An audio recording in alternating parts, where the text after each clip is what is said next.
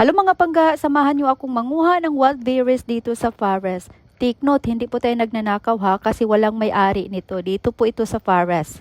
At ang kukunin natin ay ang wild cherry. Ang dami talaga dito sa forest. Kaso nga lang, hindi katulad sa mabibili na cherry natin sa store kasi malalaki at ito ay medyo maliliit. Hindi man ako nagnanakaw pero patingin-tingin ako kung may taong dadaan. Ito kasi ay daanan talaga ng mga tao na mag-walking dito, lalong-lalo na sa mga taong nag-walking kasama yung mga dogs nila. At since sobrang favorite ko yung cherry, kaya talagang nangunguha ako dito every year. Hindi din ito matamis kagaya ng mabibili mo sa store. Ito ay medyo maasim-asim. Pero pinagtsatsagaan ko lang kasi sobrang mahal talaga yung cherry na mabibili natin sa store dito. At most makabili ka ng cherry dito only in spring and summer lang talaga. Walang cherry natitinda dito pag in the winter season. Kaya in spring season like ngayon ay mahal talaga yung mga cherry kasi nga bihira lang. In summer, medyo mura-mura kunti yung cherry, pero kung iisipin yung equivalent sa piso na malaking pera na, nagpipigil na talaga ako. Kaya lang minsan, pag nagki-crave talaga ako, bumibili talaga ako. Kaya ngayon nadaanan ko yung cherry, nanguha na ako, baka kasi maunahan pa ako sa ibon. Alam niyo sa totoo lang, walang ibang nangunguha talaga dito guys, sobra. Siguro ako lang talaga, wala talagang nangunguha, kundi ibon lang talaga. Ang mga tao kasi dito may pera, ako lang yata yung wala. Bumibili talaga sila sa tindahan, hindi sila magtsatsaga sa mga ganito. Hindi din kasi ito matamis talaga, medyo may pagkaasim-asim ito konti kahit hinog na. Ako lang yata ang nagtsatsaga dito. Nasasayangan lang talaga kasi ako at nasasayangan ako pag ibon lang kumakain ito. Tingnan nyo, may dumadaan, 'di ba? Sabi ko sa inyo, maraming mag-walking dito na magdala ng aso.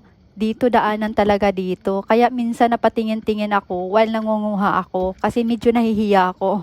Ang daming wild berry talaga dito mga pangga.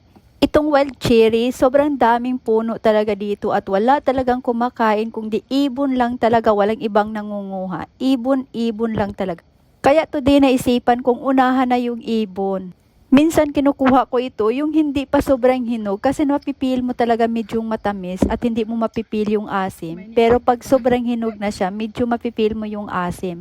Kaya dadalhin ko to sa bahay at experiment natin. Lalagyan natin ito ng wine mamaya sa bahay. Maraming mga taong nagtatanim ng cherry talaga dito mga pangga. May isang Pinay na may cherry na sobrang dami at atamis at sobrang lalaki. At marami ding mga Pinay nanguha doon.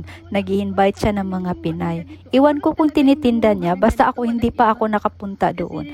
Dito sa Norway, may mga farm din dito sa cherry or kahit anong fruits, may mga farm dito na pwede kang bumili na ikaw mismo ang mamimitas.